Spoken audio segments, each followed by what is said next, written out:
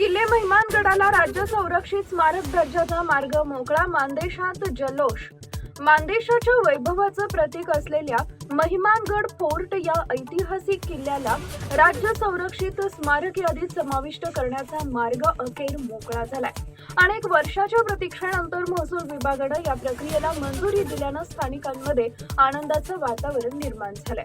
मान तालुक्याचे तहसीलदार विकास अहिर यांनी किल्ल्याच्या मोजणीचा अहवाल पुणे येथील पुरातत्व विभागाकडे सादर केला होता. त्यानंतर भूमी अभिलेख विभागानं अधिकृत मोजणी पूर्ण करत महत्वाचा टप्पा गाठला.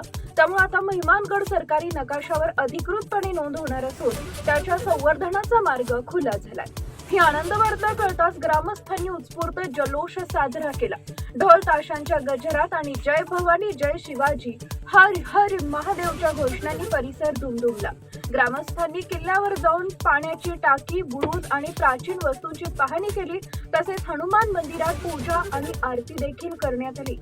या निर्णयामुळे किल्ल्याची डागडुजी, तटबंदी, मजबूतीकरण आणि पर्यटन विकासाला चालना मिळेल अशी अपेक्षा व्यक्त होतीये. या ऐतिहासिक निर्णयामुळे संपूर्ण सातारा जिल्ह्यात आनंदाचं वातावरण पसरलंय.